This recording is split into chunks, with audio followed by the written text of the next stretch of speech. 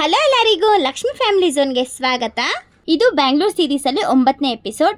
ಈ ವಿಡಿಯೋದಲ್ಲಿ ನಾವು ಹೊಸಕೋಟೆ ಹತ್ರ ಇರೋ ಕಂಬಳಿಪುರ ಅಲ್ಲಿ ಇರೋ ಕಾಟೇರಮ್ಮ ಟೆಂಪಲ್ಗೆ ಮೆಜೆಸ್ಟಿಕ್ಕಿಂದ ಹೆಂಗೆ ಬಸ್ಸಲ್ಲಿ ಹೋಗೋದು ಅಂತ ನೋಡೋಣ. ಈ ವಿಡಿಯೋನ ಸ್ಕಿಪ್ ಮಾಡ್ದಂಗೆ ಕೊನೆ ತನಕ ನೋಡಿ. ನಾವು ಮೆಜೆಸ್ಟಿಕ್ಕಿಂದ ಕಾಟೇರಮ್ಮ ಟೆಂಪಲ್ಗೆ ಬಸ್ಸಲ್ಲಿ ಹೋಗಬೇಕು ಅಂದರೆ ಫಸ್ಟ್ ನಾವು ಹೊಸಕೋಟೆನ ರೀಚ್ ಆಗಬೇಕು. ಹೊಸಕೋಟೆಗೆ ಹೋಗೋದಕ್ಕೆ ನಮಗೆ BMTC ಬಸ್ಸಸ್ ಇರುತ್ತೆ ಮತ್ತು KSRTC ಬಸ್ಸಸ್ ಇರುತ್ತೆ. ಎರಡರಲ್ಲಿ ಯಾವುದ್ರಲ್ಲೋದ್ರೂ ಹೋಗ್ಬೋದು. ನಾವಿವಾಗ ಮೆಜೆಸ್ಟಿಕ್ ಟರ್ಮಿನಲ್ 3 ಅಲ್ಲಿ ಇದ್ದೀವಿ.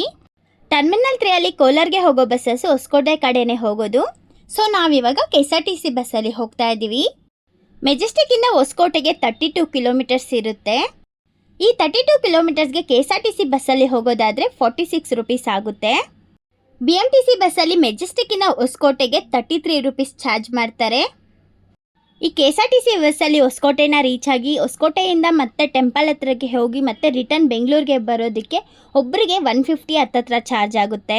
ಕಾಸ್ಟ್ನ ಕಮ್ಮಿ ಮಾಡಬೇಕು ಅಂತ ಅಂದರೆ ನೀವು BMTC ಬಸ್ಸಲ್ಲಿ 80 ರುಪೀಸ್ ಕೊಟ್ಟು 1 ಡೇ ಪಾಸ್ನ ತಗೊಂಡ್ವಿ ಅಂತ ಅಂದರೆ ಹೋಗ್ಬಿಟ್ಟು ರಿಟರ್ನ್ ಬರ್ಬೋದು. ನೋಡಿ, ನಾವಿವಾಗ ಹೊಸಕೋಟೆನ ರೀಚ್ ಆಗಿದ್ದೀವಿ. ಇಲ್ಲಿ ಸ್ಕೈ ವಾಕ್ ಇದೆಯಲ್ಲ, ಇಲ್ಲೇ ನಮಗೆ KSRTC ಬಸ್ಸು ಸ್ಟಾಪ್ ಮಾಡಿದ್ರು. ಮತ್ತೆ ನಾವು ಇಲ್ಲಿಂದ ಕಾಟೇರಮ್ಮ ಟೆಂಪಲ್ಗೆ ಹೋಗಬೇಕು ಅಂತ ಅಂದರೆ ಕೂಡ ಬಸ್ಸು ಇಲ್ಲಿಗೆ ಬರುತ್ತೆ. ಅಲ್ಲಿ ಲೈನಾಗಿ ಬ್ಲೂ ಕಲರ್ ಬಸ್ಗಳು ನಿಂತಿದೆಯಲ್ವ, ಅದೇನೇ ಕಾಟೇರಮ್ಮ ಟೆಂಪಲ್ಗೆ ಹೋಗೋ ಬಸ್ಗಳು. ತುಂಬ ಬಸ್ಗಳನ್ನ ಹಾಕಿದ್ದಾರೆ, ಸೊ ಆರಾಮಾಗಿ ಹೋಗಿ ಬರ್ಬೋದು.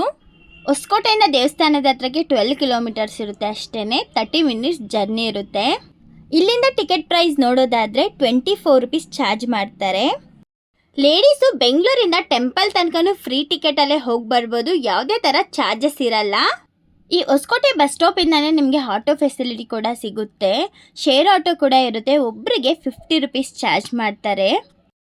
ಈ ಹೊಸಕೋಟೆ ಕಾಟೇರಮ್ಮ ಟೆಂಪಲ್ಗೆ ನೀವು ಅರ್ಲಿ ಮಾರ್ನಿಂಗೇ ಹೊರಡಬೇಕು ಅಂತ ಏನಿಲ್ಲ, ಸ್ವಲ್ಪ ಲೇಟಾಗೂ ಹೋಗ್ಬೋದು. ಯಾಕಂದರೆ ತುಂಬ ಹತ್ತಿರ ಇರುತ್ತಲ್ವ, ಸೊ ಆರಾಮಾಗಿ ಹೋಗ್ಬೋದು. ದೇವಸ್ಥಾನಕ್ಕೆ ಹೋಗಿ ಆರಾಮಾಗಿ ದೇವ ದರ್ಶನ ಮಾಡಿಕೊಂಡು ಸ್ವಲ್ಪ ಹೊತ್ತು ಟೈಮ್ ಸ್ಪೆಂಡ್ ಮಾಡಿಬಿಟ್ಟು ಈವ್ನಿಂಗ್ ಅಷ್ಟರಲ್ಲಿ ನೀವು ಮನೆಗೆ ರಿಟರ್ನ್ ಆಗ್ಬೋದು. ನಾವಿವಾಗ ಹೊಸಕೋಟೆಯಿಂದ 2 ಸ್ಟಾಪ್ ಬಂದಿದ್ದೀವಿ ಅಷ್ಟೇ. ನಾವಿವಾಗ ನೋಡ್ತಾ ಇರೋ ದೇವಸ್ಥಾನನೂ ಕಾಟೇರಮ್ಮ ಟೆಂಪಲ್ಲೇನೆ. ಇಲ್ಲಿ ಇಳ್ಕೋಬೇಡಿ. ನಾವು ಹೋಗ್ತಾ ಇರೋದು ಕಂಬಳಿಪುರ ಹತ್ರ ಇರೋ ಕಾಟೇರಮ್ಮ ಟೆಂಪಲ್ಗೆ. ಈ ಬಸ್ ಲಾಸ್ಟ್ ಸ್ಟಾಪೇನೆ ಕಂಬಳಿಪುರದ ಹತ್ರ ಇರೋ ಕಾಟೇರಮ್ಮ ಟೆಂಪಲ್ಲೇ.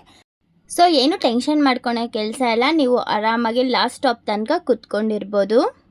ಮತ್ತು ಬಸ್ಗಳನ್ನೆಲ್ಲ ತುಂಬ ಹಾಕಿರೋದ್ರಿಂದ ಬಸ್ಸಲ್ಲಿ ಓಡಾಡೋರಿಗೆ ತುಂಬ ಅನುಕೂಲ ಆಗಿದೆ. ನೋಡಿ, ನಾವಿವಾಗ ದೇವಸ್ಥಾನದ ಹತ್ರ ರೀಚ್ ಆಗಿದ್ದೀವಿ. ಬಸ್ಸು ನಮ್ಮನ್ನು ಎಂಟ್ರೆನ್ಸ್ ಹತ್ರನೇ ಬಿಡುತ್ತೆ.